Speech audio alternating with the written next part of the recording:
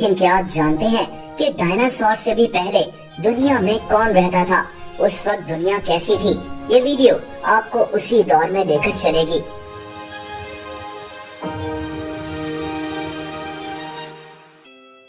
دوستو، اس دور کو پرمین پیریڈ کہتے ہیں، آج سے کروڑوں سال پہلے۔ اب اس وقت دنیا ایگزیکٹلی کیسی تھی یہ تو اللہ تعالیٰ ہی جانتا ہے، لیکن سائنس اتنا ضرور سمجھی ہے کہ پرمین پیریڈ سے پہلے دنیا میں آئس ایج تھی، یعنی ہماری دنیا برف میں ڈھکی ہوئی تھی۔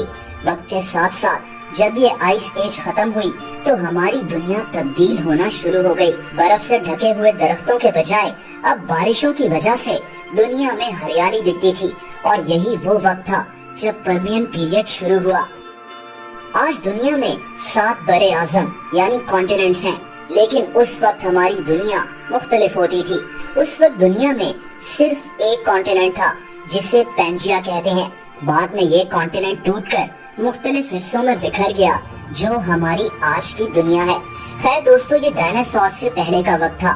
اللہ تعالیٰ نے اس وقت میں کیسے کیسے جانور تخلیق کیے تھے، اب اس بارے میں جانتے ہیں، یعنی ڈائناسور سے بھی پہلے ہماری دنیا میں کون رہتا تھا۔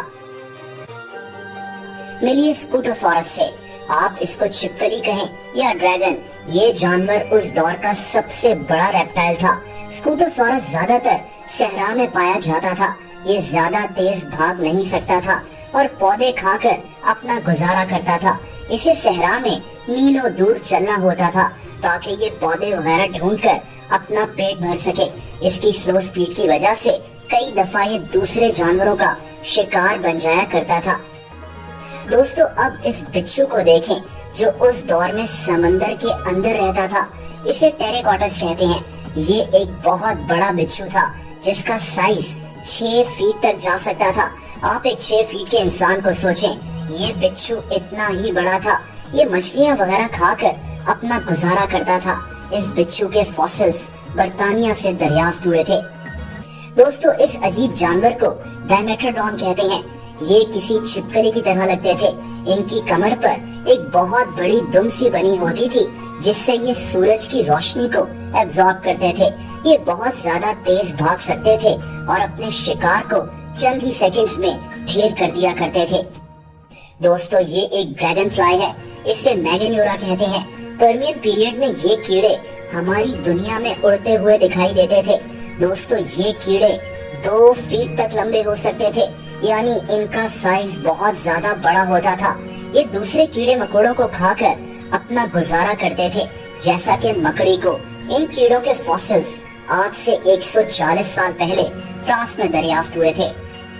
دوستو، اس دور میں ایک اور عجیب جانور تھا، اس کو آرتھروپلیورا کہتے ہیں۔ یہ ایک ملی پیگ تھا جو کسی کیڑے کی طرح لگتا تھا۔ اس دور میں یہ 7 فیٹ تک لمبا ہو سکتا تھا۔ ان کی ٹانگیں 400 تک ہو سکتی تھی۔ یہ جانور کھڑا بھی ہو جاتا تھا اور اپنے دشمن پر ایسڈ کا سپرے کر دیا کرتا تھا۔ یہ جانور پودے وغیرہ کھا کر اپنا گزارا کرتا تھا۔ دوستو، اب ملیے اس عجیب ریپٹائل سے، اس کو نوتھوسورس کہتے ہیں۔ ان کی گردن کافی لمبی اور فلیکسیبل ہوتی تھی۔ ان کی لمبائی 13 فیٹ تک جا سکتی تھی۔ یہ جانور پانی میں بھی رہتا تھا اور خشکی پر بھی، جیسے مگرمچھ ہوتے ہیں۔ یہ بہت تیز تیر سکتے تھے اور مچھلیاں وغیرہ کھا کر اپنا پیٹ بھرتے تھے۔ دوستو، اس جانور کو الیگزینڈری کہتے ہیں۔ یہ 12 فیٹ لمبے ہوتے تھے اور ان کی گردن 2 فیٹ تک لمبی ہو سکتی تھی۔ یہ بہت ہی طاقت سے اپنے شکار پر حملہ کرتے تھے اور اپنے نوکیلے دانتوں سے چند ہی سیکنڈز میں شکار کو مار دیا کرتے تھے۔ یہ اپنے شکار کو پورا نگل جایا کرتے تھے۔ اور آخر میں اس عجیب مگرمچھ کو دیکھیں، ان کو کارنیفیکس کہتے ہیں۔ اس دور کا یہ مگرمچھ 2 ٹانگوں پر کھڑا ہو کر چل بھی سکتا تھا۔ اس کی لمبائی 9 فیٹ تک جا سکتی تھی۔ لیکن دوستو، آخر میں سوال یہ ہے کہ ان سب جانوروں کا ہوا کیا؟ یہ جانور کہاں گئے؟ جیسا کہ میں نے کہا کہ اس کی اصل حقیقت تو اللہ تعالیٰ ہی جانتا ہے، لیکن سائنس جتنا سمجھ سکی ہے وہ یہ ہے کہ یہ جانور گلوبل وارمنگ کی وجہ سے دنیا سے ختم ہوئے۔ سائنٹسٹ اس کو دا گریٹ ڈائنگ کہتے ہیں، ایک ایسا پیریڈ جب زمین سے 90% درخت اور جانور وغیرہ ختم ہو گئے تھے اور ہماری زمین ایک صحرا بن گئی تھی۔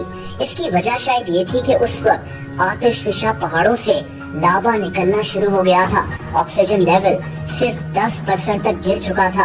लावा की वजह से हवा में राख ही राख फैल चुकी थी और सूरज की रोशनी जमीन तक ठीक से नहीं पहुंच रही थी। दरख्त खत्म होना शुरू हो गए थे और इन जानवरों का जिंदा रहना मुश्किल हो गया था। बहरहाल अल्लाह ताला ही बेहतर जानता है कि करोड़ों साल पहले उस दौर में असल में क्या हुआ था। दोस्तों, इसी के साथ ही पर्मियन पीरियड भी खत्म हो गया था।